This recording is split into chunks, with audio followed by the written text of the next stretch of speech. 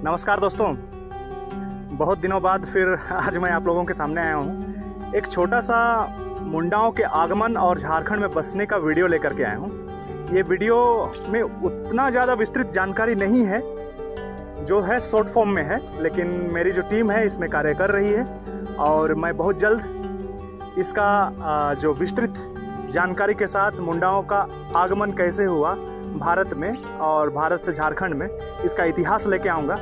तब तक के लिए आप लोग सभी बने रहिए इस सुगाड़ा जोहार चैनल में और हमारे चैनल को सपोर्ट करें। लाइक शेयर सब्सक्राइब करना मत भूलिएगा। हम बहुत जल्द मिलेंगे आपके लिए एक अगला स्टोरी ला करके, और इसका भाग भी रहेगा जो मुंडा जनजीवन की शासन व्यवस्था के बारे में जो रोचक कहानियां हैं, इसको भी हम लेके आएंगे। लेकिन इससे आगे जो भी हो कहानी है, आगे जनजातियों के बारे में और झारखंड के ऐतिहासिक कहानियों को लेकर के हम बहुत जल्दी आप तक आएंगे। तब तक बने रहिए आपके चैनल इस सुगाड़ा जोहार पे। मुंडा झारखंड में कोलेरियन समूह की एक सशक्त एवं शक्तिशाली जनजाति है। इसे प्रजाति दृष्टि से प्रोटो ऑस्ट्रेलाइड समूह में रखा जाता है। इनके निवास स्थल को लेकर विद्वानों में मतभेद है। प्रथम विचारधारा के अनुसार इनकी मूल भूमि तिब्बत को माना जाता है, जबकि दूसरी विचारधारा के अनुसार ये भारत के दक्षिण पश्चिम से चलकर आर्यों के दबाव में मध्य प्रदेश आए तथा बाद में झारखंड क्षेत्र में इनका प्रवेश हुआ।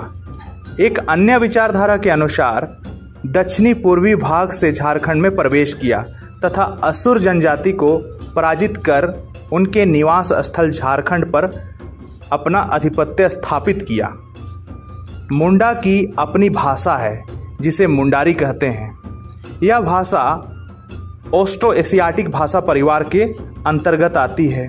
मुंडा अपनी भाषा को होड़ोजगर कहते हैं। यह जनजाति मुख्य रूप से झारखंड के रांची, खूंटी, हजारीबाग, गुमला, सिमडेगा, गिरिडीह, सिंहभूम तथा संथाल परगना में पाई जाती है।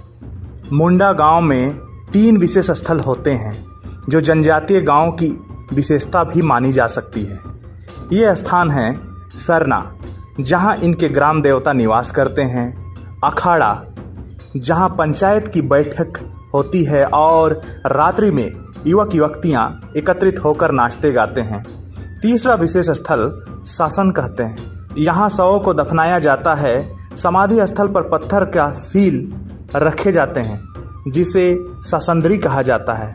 मुंडा जनजातीय गांव में युवाओं के युवा गृह को गीती ओड़ा कहा जाता है। इस गीती ओड़ा में प्रत्येक रात्रि जितना भी युवा होते हैं गांव के, वो गीती ओड़ा में जाते हैं और वहीं विश्राम करते हैं। झारखंड क्षेत्र में जब मुंडाओं का प्रवेश हुआ तो वे आजीविका के लिए वनों को साफ सुथरा कर कृषि का कार्य करने लगे और अस्थायी निवासी के रूप में स्थापित हुए। उनका बनाया खेत खुटकटी खेत और उनका बसाया हुआ गांव खुटकटी गांव कहा जाने लगा। खेत बनाने वाला खुटकटीदार कहा जाता है। खुट का तात्पर्य एक परिवार से होता है, या कहा जा सकता है कि उस समय की प्रशासनिक व्यवस्था खुटकटीदार व्यवस्था थी। इस व्यवस्था में प्रत्येक खुट अपने जंगल और जमीन का मालिक स्वयं होता था। जनसंख्या बढ़ने के कारण जगह की कमी होने लगी और खुटखटीदारों ने अपने आसपास नए नए गांव बनाने लगे।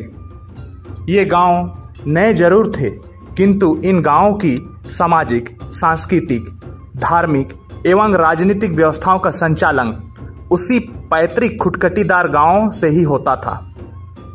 ऐसे गांवों की संख्या जब अधिक हो गई तो इन्हें खुटखटीदार गांवों की पंचायत व्यवस्था विकसित हुई। ऐसे विभिन्न गांवों को मिलाकर एक पढ़ा का निर्माण हुआ। मुंडा जनजाति प्रत्येक गांव की एक पंचायत होती है जिसके मुखिया या प्रमुख मुंडा कहा जाता है। ऐसे कई ग्राम पंचायतों को या गांव को मिलाकर एक पट्टी बनाया जाता है। पट्टी का प्रमुख मानकी होता है।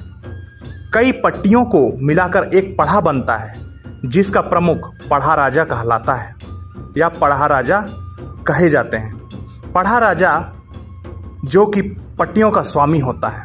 पढ़ा में प्रायः एक ही कुल के सदस्य होते हैं। पढ़ा का भी एक पंचायत होती है जो पढ़ा पंचायत कहलाती है। उस पंचायत में 5 कार्यपाल अधिकारी होते हैं जो राजा के अधीन कार्य करते हैं। ये अधिकारी दीवान, ठाकुर, पांडे, कर्ता और लाल ये सभी वंशानुगत होते हैं। ये लोग पढ़ा राजा की आज्ञा का पालन करते हैं, राजा को सलाह देते हैं। पढ़ा राजा का मनोनयन चुनाव के द्वारा होता है। यह पद वंशानुगत नहीं है। यही कारण है कि इस मुंडा मान की पढ़ा सरदार की प्रशासनिक व्यवस्था भारत की प्रथम गणतांत्रिक व्यवस्था का उदाहरण है। मान की और पढ़ा राजा को किसी भी प्रकार का कोई राजस्व प्राप्त नहीं होता है। इसी आधार पर इसे राज्य व्यवस्था न कहकर सरकारी व्यवस्था भी कहा जाता है। पढ़ा पंचायत द्वारा सीमा विवाद, आपसी झगड़ों का निपटारा तथा अन्य विवादों को सुलझाया जाता है। यह मुंडा की सर्वोच्च न्यायपालिका, कार्यपालिका और विधायिका मानी जाती है। वर्तमान समय में मुंडा जनजाति क्षेत्रों में भी सरकारी पंचायतें स्थापित हो गई हैं। यह पंचायत मुंडा के सामाजिक मामलों में भी हस्तक्षेप करती है, जिससे परंपरागत पंचायत अब गौण होती जा रही है। तो आप लोगों को यह वीडियो कैसा लगा? उम्मीद करता हूँ अच्छा लगा, और विस्तृत वीडियो आप लोग तक मैं लाते रहूँगा, आप लोग तक पहुँचाते रहूँगा। तब तक आप सभी बने रहिए मेरा इस चैनल पे सुगाड़ा जोहार पर, और अपना ख्याल रखें। जय जोहार।